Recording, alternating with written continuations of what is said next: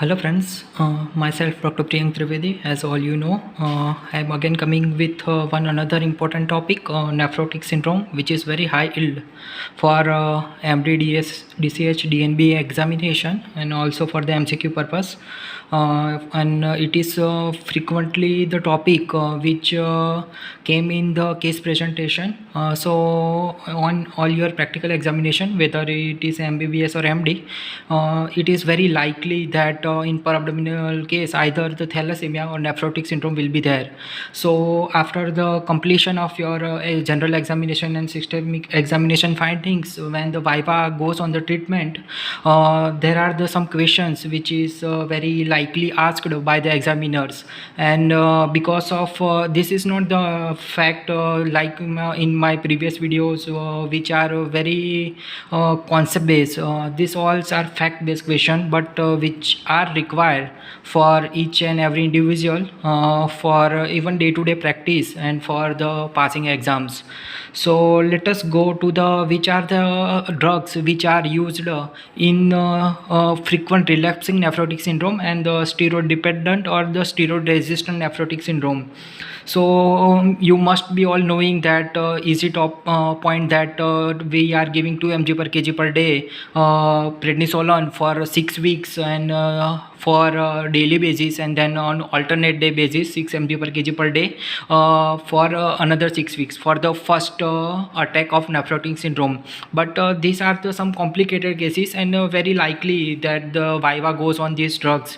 So first we go to the levamisole. Whenever they go to the viva on these drugs, even if they don't ask when it is likely that you will go to the answer or like this format whenever you answer the drugs like in which group this drug is there, up to what duration you will give this drug, what is the effectivity and side effects, and what will you monitor.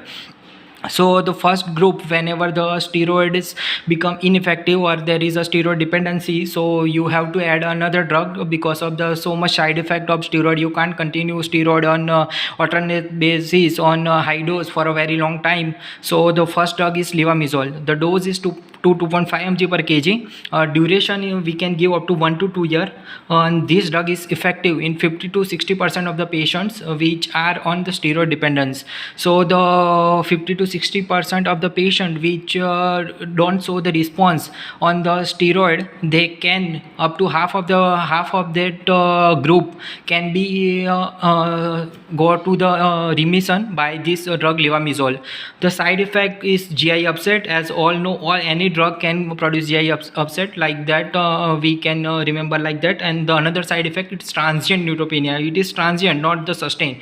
So the leukocyte count neutropenia, हमको पता चल रहा है कि अगर neutropenia है तो leucocyte count monitor करना पड़ेगा, और वो हम करते हैं 2 to 4 मंथ में.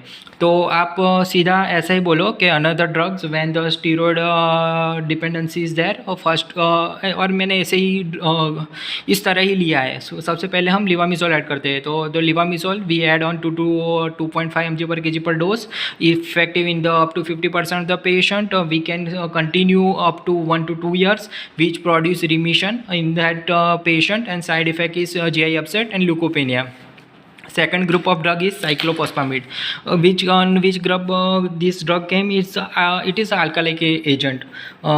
These drugs we give the same dose, levamisole, like so easy to remember, same dose 2 to 2.5 mg per kg. We can't continue this drug for 1 to 2 years. Duration is only 12 weeks or 3 months, and because of it is one of the anti-cancer drug also, so you can think that it must be a very toxic drug. So we don't immediately start. Once we saw the response with the levamisole, and when levamisole response also not there, we go to the second drug, cyclophosphamide.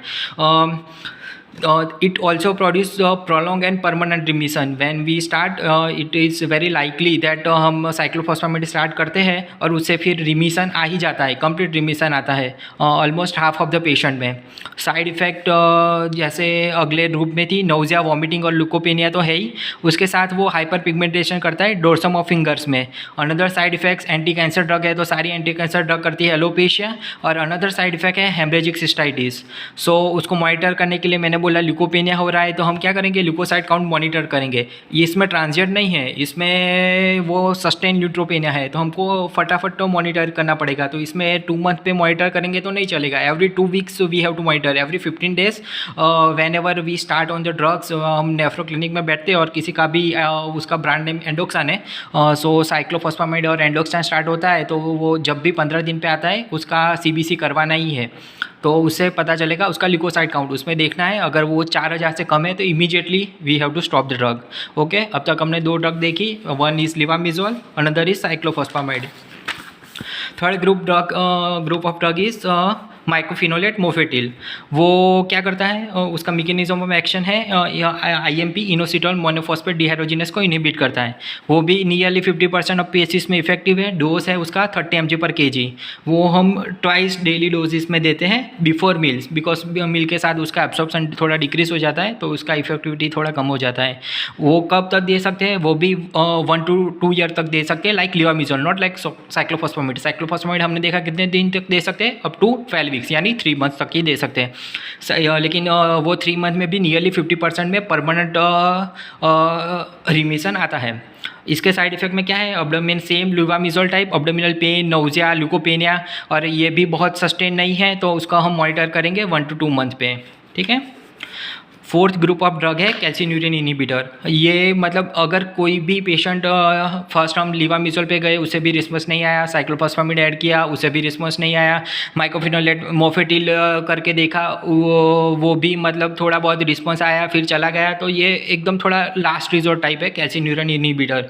ये any second line drug चालू करने से पहले biopsy होता ही होता है, बराबर, liver biopsy. लेकिन अगर इस स्टेज में हम पहुँचते हैं तो ये स्टार्ट करने के पहले तो मतलब होना ही चाहिए. रीनल बायोप्सी के बिना हम ये ड्रग चालू नहीं करते, तब तक तो कोर्स पता होना ही चाहिए, बराबर. उसका मैकेनिज्म ऑफ एक्शन क्या है, वो टी हेल्पर सेल जो हमको हमने देखा कि टी हेल्पर सेल होते हैं, बी सेल होते हैं, वो जो इम्यूनिटी रिलेटेड है उसको थोड़ा इनहिबिट करता है. Nephrotic syndrome is basically auto immunity जो डेवलप होती है अगेंस्ट हमारे रीनल सेल्स के अगेंस्ट, तो वो उसको इनहिबिट करने का ट्राई करता है. वो उसमें 2 ड्रग है, एक तो है साइक्लोस्पोरिन और दूसरा है टैक्रोलिमस. साइक्लोस्पोरिन डोज हम कितने पे देते हैं, 4 to 5 mg/kg पर डे में. वो 3 to 6 मंथ के पर तक हम स्टीरॉयड के साथ देते हैं और वो हम 2 to 3 ईयर्स या तो मैक्सिमम 4 ईयर तक दे सकते हैं. उसका साइड इफ़ेक्ट्स में नेफ्रोटॉक्सिसिटी, वो GFR लेवल डिक्रीज़ करता है, बहुत सारी साइड इफ़ेक्ट है उसकी, इसलिए तो हमने थोड़ा लास्ट रिजोर्ट में रखा है. उसके साथ और कॉस्मेटिक प्रॉब्लम भी करता है लाइक हाइपरट्राइकोसिस, गम हाइपरट्रॉपी, और CNS प्रॉब्लम करता है लाइक ट्रेमर.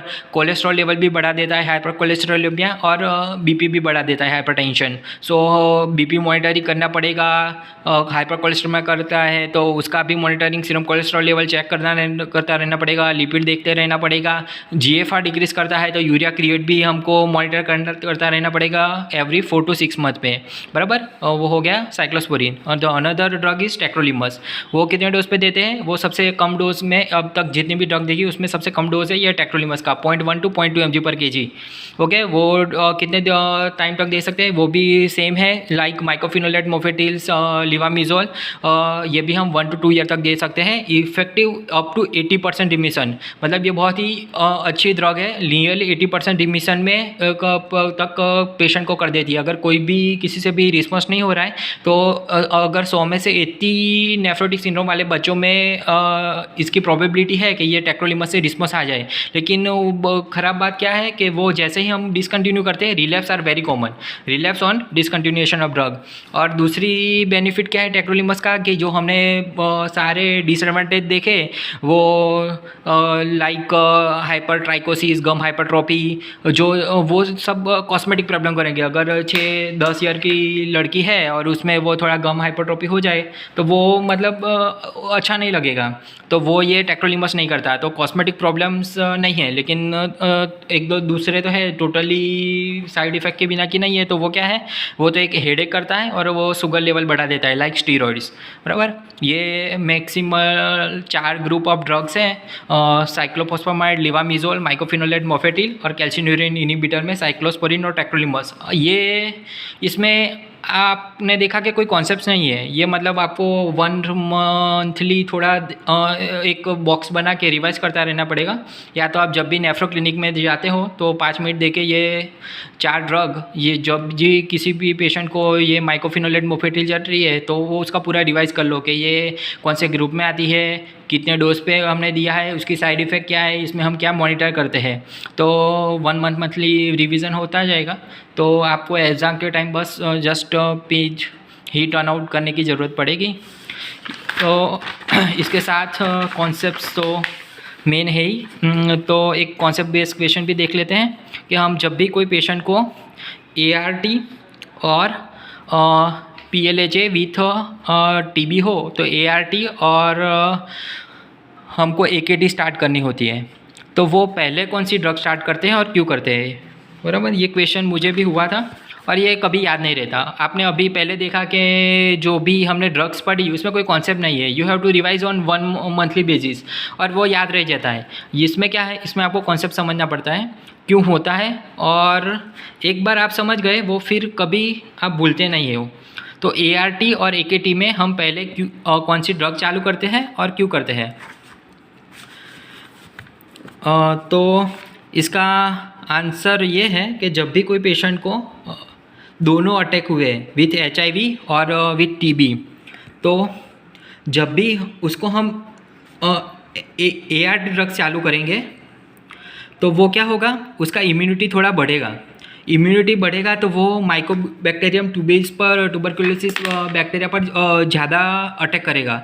तो वो केजियस नेक्रोसिस और वो सारे सेकेंडरी कॉम्प्लिकेशन है वो बहुत ज़्यादा बढ़ जाएंगे।